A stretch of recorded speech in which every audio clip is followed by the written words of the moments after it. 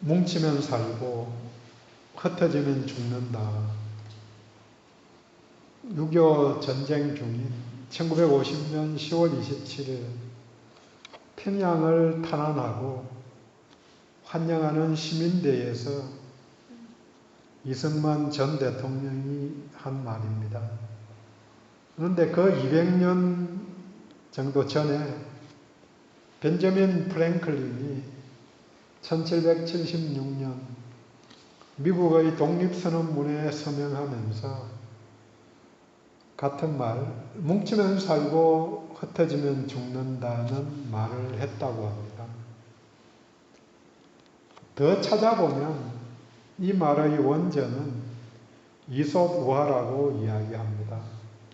말은 약간 다른데 뭉치면 서 있게 되고 흩어지면 넘어진다. United we stand, divided we fall. 그런 객언입니다. 이렇게 세상에서도 하나됨을 중요하게 생각하고 있습니다. 우리는 하나다. 군대에서는 단결, 그게 몇 사단 구호인지 모르겠는데 핵심 구호인데요. 문제는 우리가 남이가 하는 식으로 획일화, 단체주의, 제국주의는 주변의 많은 사람들의 삶을 어렵게 하고 또 불편하게 만드는 요인이 됩니다. 가만히 생각해 보면 하나가 되어도 문제이고 하나가 되지 않아도 문제가 있습니다. 혹시 알렉산드로 듀마의 유명한 소설 삼총사에 나오는 구호가 무엇인지 아세요? 그 구호가 좋아서 제가 예배 파워포인트 좀 밑에 오른쪽에 작은 글씨로 사용한 적이 있었는데 기억하시나요? One for all, all for one. 한 사람은 모두를 위하여, 모두는 한 사람을 위하여. 그게 삼총사, 물론 사총사이기는 하지만 칼을 들고 맞대면서 하는 구호가 그 이야기죠. 개인은 단체를 위해, 단체는 개인을 위해, 성도는 교회를 위해, 교회는 성도를 위해. 이런 협력 속에서 서로를 위한 하나가 하나됨의 문제를 없앨 수 있습니다. 그런데 지난주에 나눈 대로 그들이 하나 되게 하소서 하는 기도가 예수님의 대제사장 기도이자 공동체에서의 마지막 기도입니다. 교회에서도 하나됨이 핵심 주제 중의 하나입니다. 이 하나됨은 예수 안에서 그리고 예수를 알 때 온전히 이루어진다고 지난주에 나누었습니다. 그렇게 예수 안에서 예수를 알 때에 이루어지는 하나됨은 하나됨으로 인한 문제들을 해결할 수 있습니다. 어느 단체든지 하나 되어서 외치는 그게 장기적으로 가면은 문제가 되는 부분들을 끊임없이 발견할 수 있습니다. 왜? 하나됨 내에 잘못된 방향의 하나됨에 문제가 있다는 거죠. 결국 이런 균형이나 통일성, 다양성 이런 모든 것들이 한꺼번에 조화를 이루어야 되는데 그게 되지 않으니까 하나됨도 다른 일들도 복이 되기도 하고 그러지 않을 수 있다는 거죠. 다양성은 발전의 요인이 되고 방향성이 통일성, 하나됨으로 잡아가야 될 것이라는 생각을 해봅니다. 오늘 본문은 정확한 명칭은 아니지만 바벨탑 이야기입니다. 바벨에 탑을 쌓았다고 그랬으니까 바벨탑이기는 하지만 이 이야기는 바로 앞에 10장 25절에 에벨은 두 아들을 낳았는데 그때에 세상이 나누어졌다. 이렇게 말하는 그 본문, 그 내용이 바벨 사건으로 일어난 일이라고 그렇게 학자들은 연결해서 이야기합니다. 그렇게 연결해서 보면 이것은 시간적으로 보면 노아의 홍수 사건이 일어난 지 100년 정도 지난 때입니다. 물론 100년 정도밖에 안 지났으니까 노아도 살아있고 그 아들도 살아있지만 새로 태어난 바로 노아의 세 아들들은 홍수를 기억하지만 손자들은 기억하지 못하는 거죠. 그 다음 그 손자, 한 100년 지나면 4대 정도 가게 되는 거니까요. 그리고 9장 19절에 보면은 노아의 세 아들을 통해 백성들이 온 땅에 퍼졌다고 말합니다. 백성들이 온 땅에 퍼졌다. 이 상황은 하나님이 복 주신 대로 땅에 충만해져 가는 것입니다. 그리고 인류가 번성해 가고 평안해지고 또 처음에는 악이 제거되었으니까 그 세 가족밖에 안 남은 상황을 생각해 보면 악이 번성하고 제거되고 또 삶이 윤택해지면서 동시에 인간성이 고조됩니다. 하지만 동시에 은혜를 잊어가는 상황입니다. 사람들이 퍼져나가면서 본문 2절에 동방으로 옮기다가 신할 평지를 만나 거기 거류하였다고 이야기합니다. 신할 평지는 수메르 지역으로 티그리스 강하고 유프라데스 강 사이 지역, 거기에 바벨이란 도시나 우리가 많이 언급하는 갈대아 지역의 우르를 포함하는 그 지역으로 현재 이라크 땅입니다. 본문을 통해서 우리들은 교만해진 사람들, 하늘까지 올라가고 자신들의 이름을 내려는 의도를 가진 사람들의 뜻을 물리치신 하나님, 많은 언어가 갈려진 이야기로 이해합니다. 너무 잘 아는 본문을 갖고 나누는 것은 사실 부담이 있습니다. 당연한 답이 나오는 이야기이기도 하지만 그렇기 때문에 잘 알려진 것만큼 묵상할 재미있는 이야기이기도 합니다. 먼저 같이 나누기를 원하는 것은 기술의 발전이 저주인가 축복인가 하는 것입니다. 3절에 벽돌을 만들어 견고히 굽자. 벽돌로 돌로 대신하고 역청으로 진흙을 대신하고. 여기 모였던 사람들은 획기적인 발명을 하였습니다. 현재에는 특허를 받아서 엄청난 돈을 벌 수 있는 대단한 발명입니다. 이전에는 높은 구조물을 돌로 건축을 했습니다. 이집트의 피라미드 같은 구조물입니다.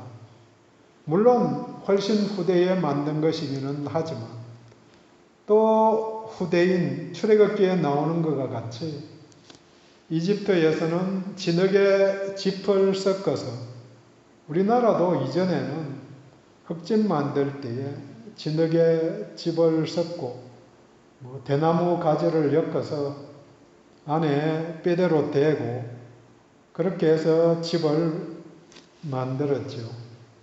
아무튼 진흙에 짚을 섞어서 벽돌을 만들었지만 그렇게 만든 벽돌은 큰 하중을 견디지 못하기 때문에 높이 쌓을 수 없었습니다.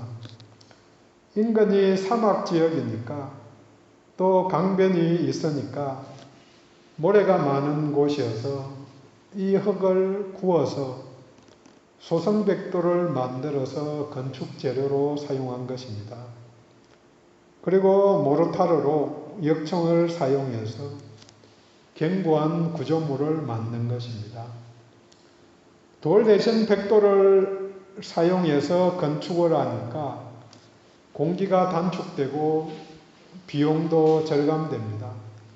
돌은 돌이 나는 장소에서 만들어서 끌고 와야 되는데 벽돌은 바로 근처에서 구할 수 있으니까요. 자연스럽게 주거 문화도 바뀌고 삶의 질이 나아지니까 국력도 커지고 문화가 유구성하게 된 것입니다. 자연스럽게 성읍과 탑을 건설하였다고 사전에 말합니다. 도시가 형성되고 그 중심에 탑을 세워서 정신적인 중심점도 만들었습니다. 기술의 발전이 삶을 풍요롭게 합니다.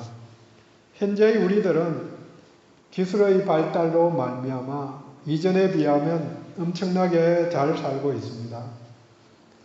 자료들을 찾다가 보니까 우리나라 조선시대 영조와 정조 때에는 1인당 국민소득이 600달러 정도로 그때 서양은 훨씬 미개했고 그 상황 속에 비교해보면 세계 인류에 속했다고 말하는 자료가 있었습니다.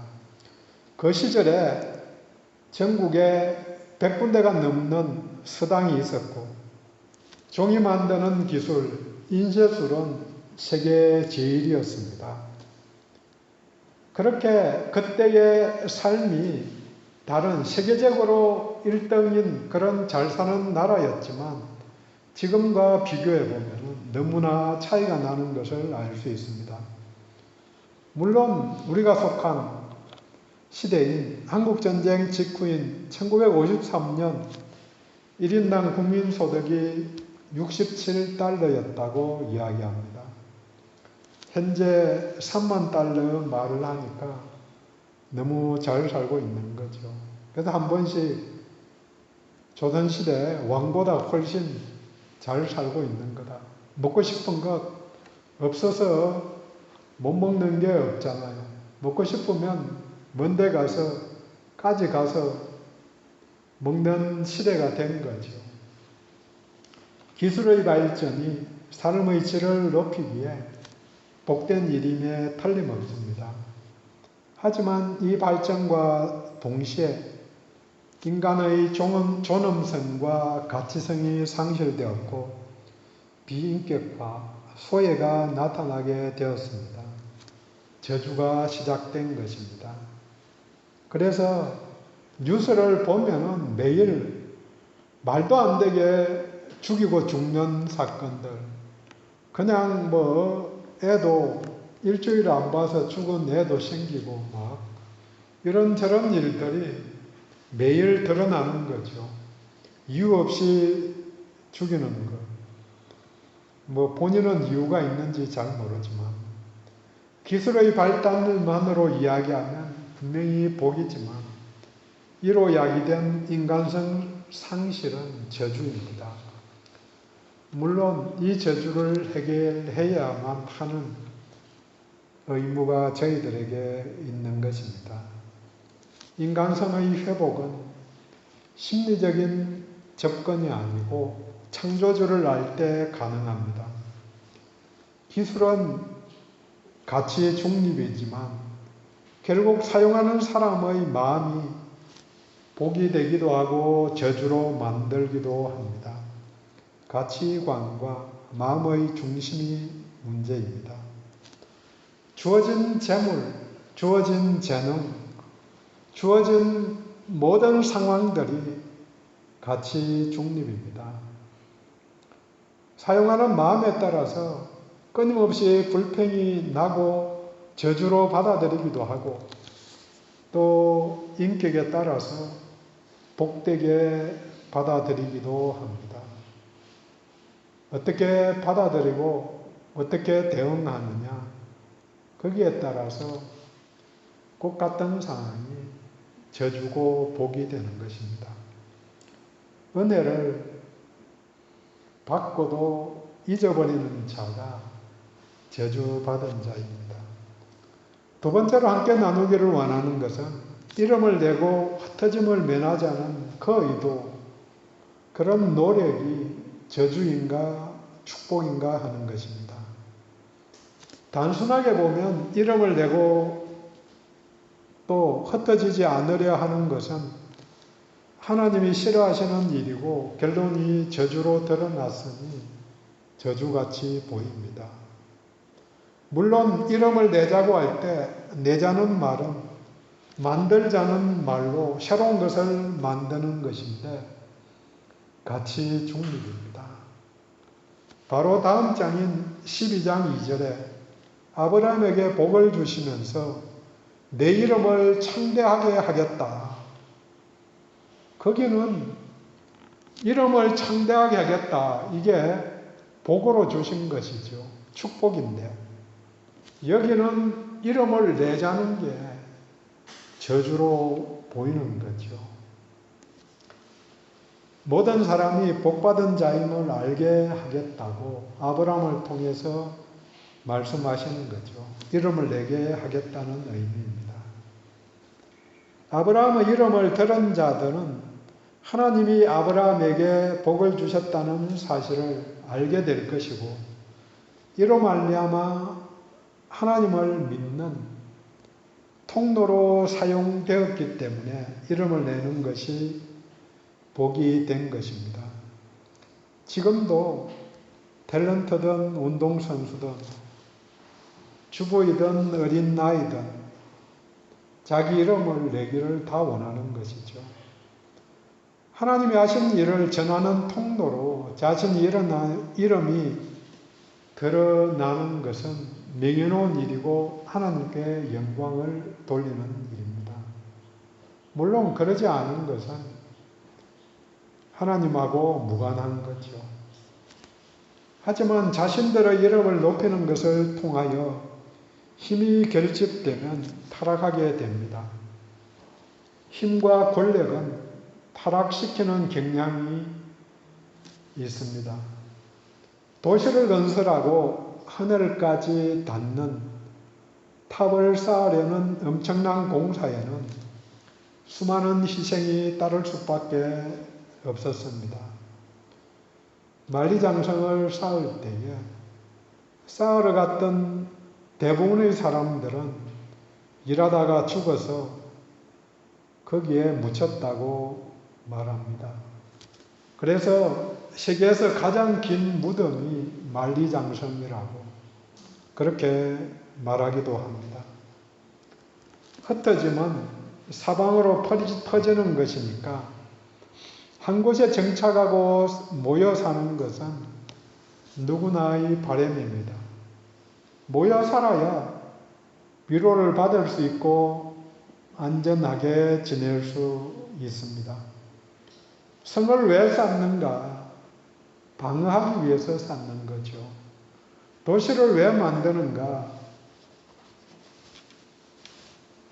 교역을 쉽게 하는 것도 도움을 주지만 도시를 만들면 그 도시가 다른 나라가 쳐들어올 때에 안전하게 되는데 도움이 되기 때문입니다. 이 노력의 결과로 어느 정도 안전이 보장되었습니다. 하지만 성경에 나오는 난공불락과 같은 여리고성도 예루살렘의 옛 이름인 여부서도 암몬의 페트라도 또 잘 아는 중국의 만리장성도 안전을 보장하지 못했습니다. 사람들의 안전과 보호는 사람들의 손에 달려 있는 게 아니고 물론 노력하는 게 필요하지만 결정적으로는 우리 하나님의 손에 달려 있습니다. 안전을 위해 모여서만 살려고 하는 것, 흩어지지 않으려는 의도는 번성하라는 창조명령과 배치되는 것입니다. 이름을 내는 것도 흩어짐을 면하자 하는 시도도 그 가운데 중요한 것은 마음가짐입니다. 마음이 겸손하면 복이 되고 마음이 높아지면 저주로 나타납니다. 하나님이 자리를 잡으면 복이 되고 하나님이 없으면 저주가 됩니다. 높아짐을 통해서 결국은 하나님을 대적하게 되기 때문입니다. 3절과 4절에서 사람들은 말합니다. 자, 우리가 무엇을 하자. 끝에는 흩어짐을 면하자 하는 결의로 서로 말한 것입니다. 이 결의가 성취되려면 지도체제가 확립되어야 하고 지배계급이 형성되어야 합니다. 탑을 쌓는데 3층, 1층, 2층 이렇게 계속 공사를 하게 될 것입니다. 1층을 완전히 다 끝내고 집 지을 때 2층을 완전히 끝내고 그렇게 하지 않거든요. 빼대는 1층 올리고 2층 올리고 3층으로 올라가면서 동시에 1층에 창문도 달고 그렇게 해 나가는 거죠. 그게 온전히 이루어지려면 집에 의사소통 체계가 만들어져야 되는 거죠. 10장 8절에 구스가 또 니므롯을 낳았으니 그는 세상의 첫 용사라. 용사라는 말의 뜻이 용감한 사람 이런 의미도 있지만 폭군, 지도자 이런 의미를 넓게 포함하는 말입니다.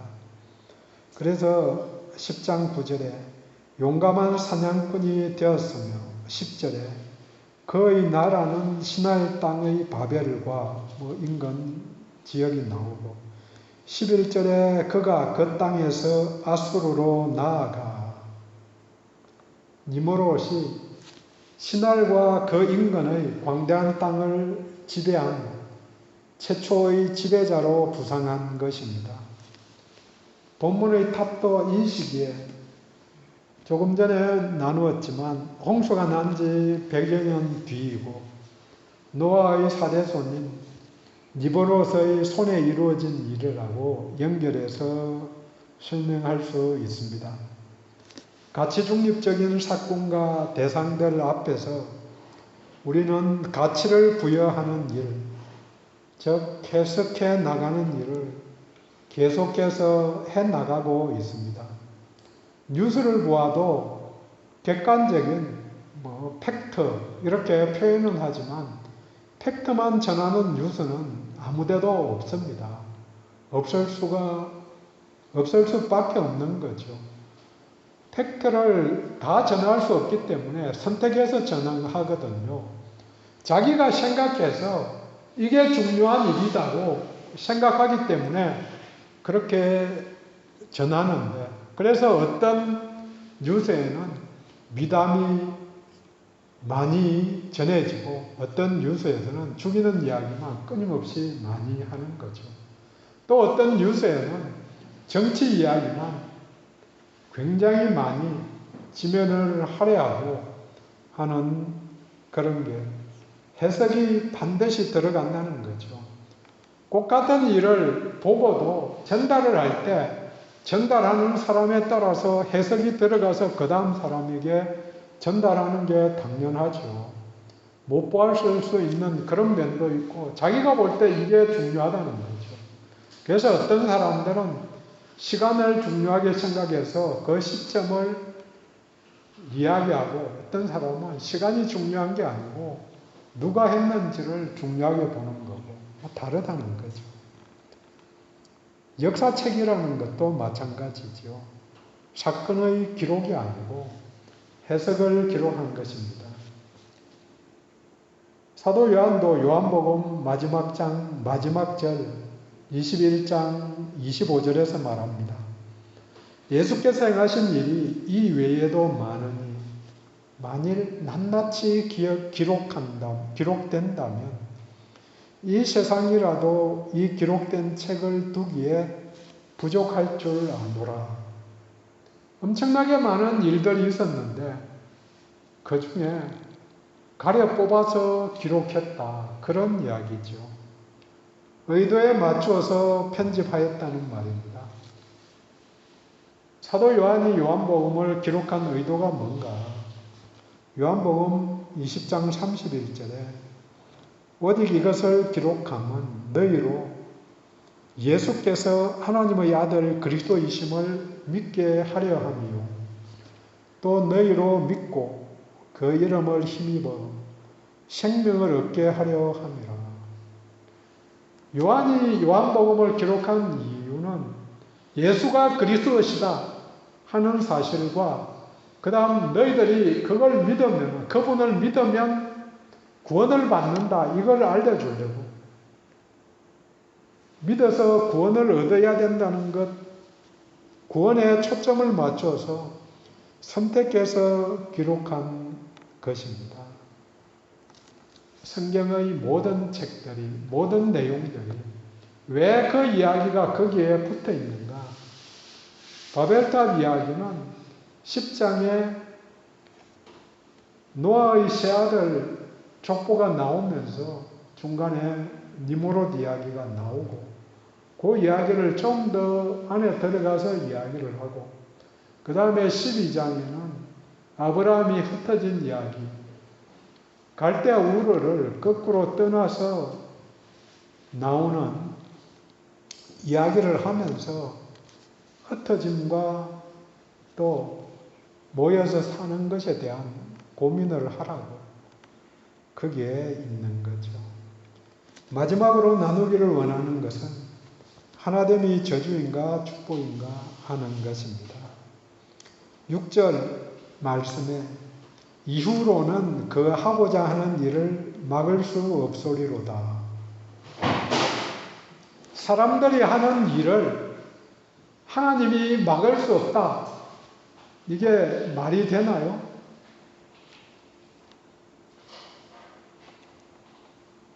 물론 그 이유를 말씀하십니다.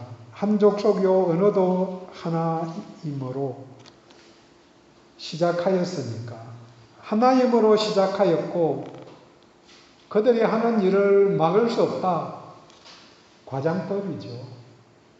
그것만큼 사람들이 하나 되어서 뭉쳐서 하는 일은 하나님조차도 막을 수 없다고 표현할 만큼 강력한 일이 되는 거죠. 누가 말릴 수 있나? 누가 말릴 수 있어요? 사람들이 50% 대부분의 경우에 어떤 일을 하든지 30%는 선도적으로 하자고 나오고 그 다음에 한 50%는 아무 생각도 없고 그 다음에 한 20, 30%는 하지 말자 버티고 그렇게 대부분이 형성되어 있는 거죠. 그랬는데 한 80%가 모여서 이걸 해야 되겠다고 그러면은 광기의 역사 그게 이루어지는 거죠. 미친 듯이 달려가는 거죠. 뭐가 뭔지도 모르고 다 죽을 때까지. 물론 거꾸로 보면 하나됨의 중요성을 알 수 있습니다. 브레이크 없이 아무것도 막을 수 없고 오직 저돌적으로 돌진하는 것이 세상적으로 하나 되어서 행하는 일들입니다. 지난주에 나누었던 대로 예수 안에서 하나가 되면 이루지 못할 일이 없게 됩니다. 다 이루었다. 내가 세상을 이겼다고 선언하신 주께서 하시기 때문에, 함께 하시기 때문입니다. 하지만 하나님을 대적하는 하나됨은 하나님이 헛되실 것입니다. 7절에 헛되시는데 그 방법이 알아듣지 못하게 한 것입니다. 물론 그 도구가 언어입니다. 다른 언어를 사용하게 하여서 알아듣지 못하게 하십니다. 그런데 지금은 같은 언어를 사용하여도 세대 차이가 있기도 하고 알아듣지 못하는 일이 많이 있음을 봅니다. 결국은 언어의 문제가 아니라 알아듣는 것, 알아듣지 못하는 것이 더 문제입니다. 오순절 날 성령이 임하시고 그 다음에 베드로가 사람들 앞에서 설교를 했을 때 그때에 세계 곳곳에서 몰려온 사람들이 그곳에 모여 있었다고 이야기를 합니다. 그런데 그들의 언어로 말했다는 말이 결코 아니거든요. 단지 알아들었다는 거죠. 베드로는 아람어로 말했을 것입니다. 아람어로 말을 했는데 알아듣는 사람들이 무슨 말인지 알아들었다는 거죠. 중요한 것이 알아듣는 거라는 거죠. 솔로몬이 1000번제를 드리고 하나님이 복 주실 때에 구한 게 몇 번 말씀드렸지만 지혜를 구한 게 아니고 듣는 마음을 달라고 그렇게 요청합니다. 지혜를 주셨지만 그 초점이 알아듣는 마음입니다.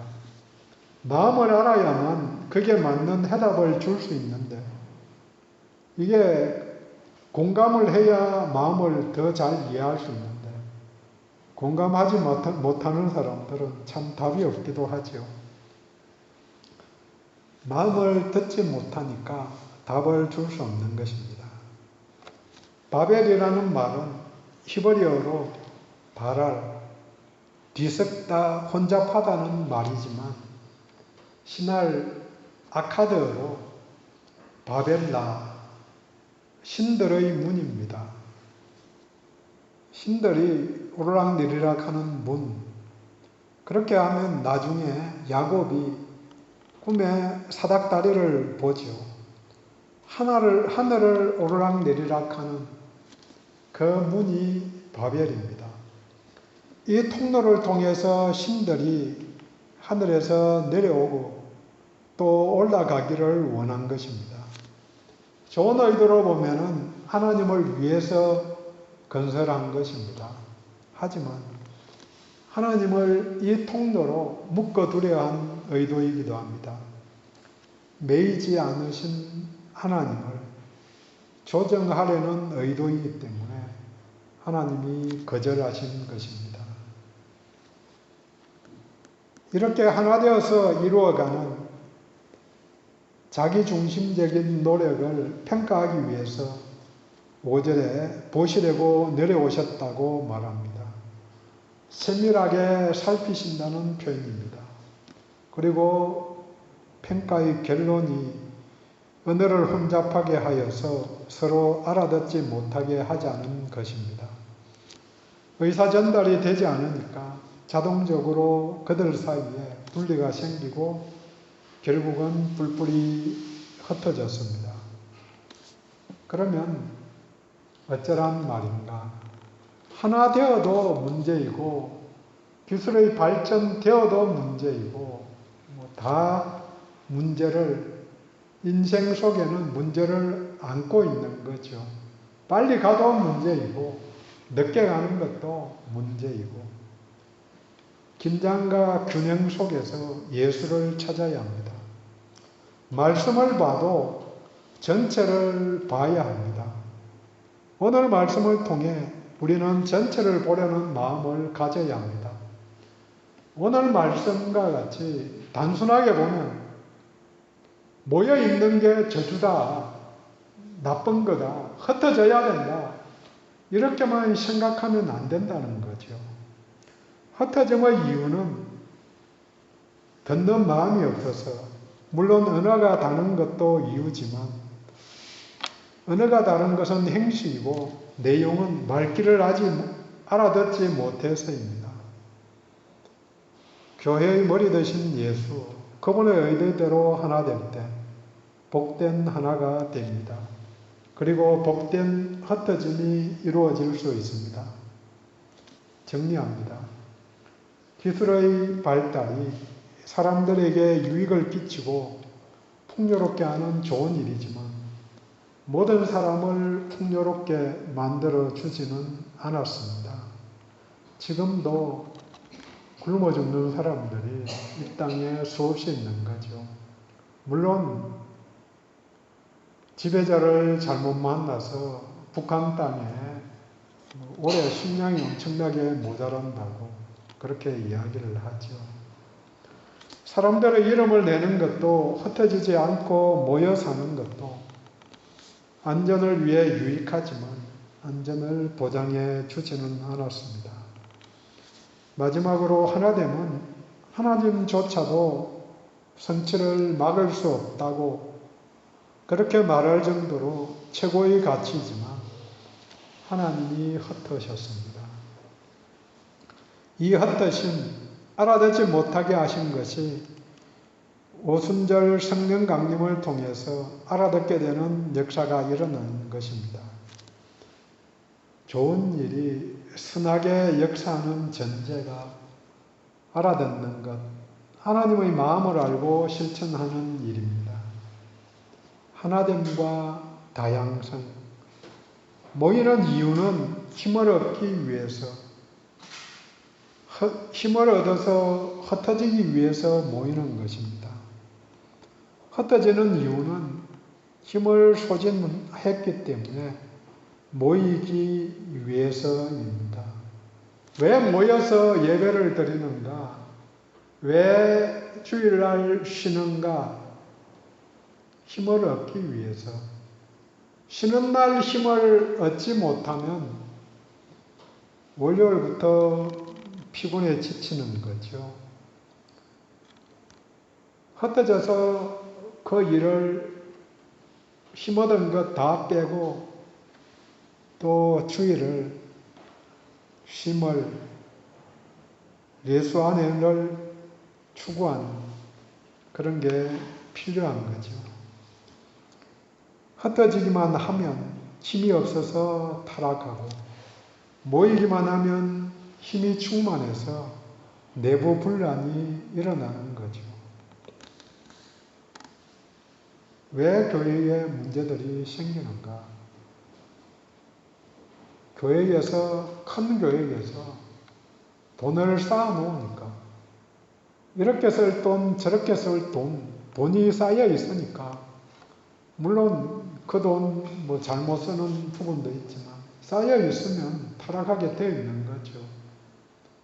집에서도 돈 많이 쌓아 놓으면 그거 어디에 쓸까 고민하는 거죠. 좀 더 다리 뻗고 살자. 좋은 일이죠. 더 좋은 것 찾아보고, 그래서 보면은 차도 좋은 것은 10억씩 이렇게 하는데, 그래서 보험 들 때 묻더라고요. 보험, 차 사고 났을 때, 차대차 사고 났을 때 얼마 들려고 그래요. 그래서 하는 이야기가 요즘 외제차 때문에 5억 들으시는 게 좋을걸요. 10억 드실래요? 이렇게 이야기를 하더라고요. 그래서 외제차 옆에는 안 가야지 그렇게 하면서 낮추어서 들기는 했는데 12장에서 아브라함에게 본토 친척 아비의 집을 떠나라 흩어지라고 명령하십니다. 그대로 있으면 긴장하지 않고 남이 만든 우상뿐 아니라 자기가 만든 우상 속에서 살게 되기 때문입니다. 기도하겠습니다.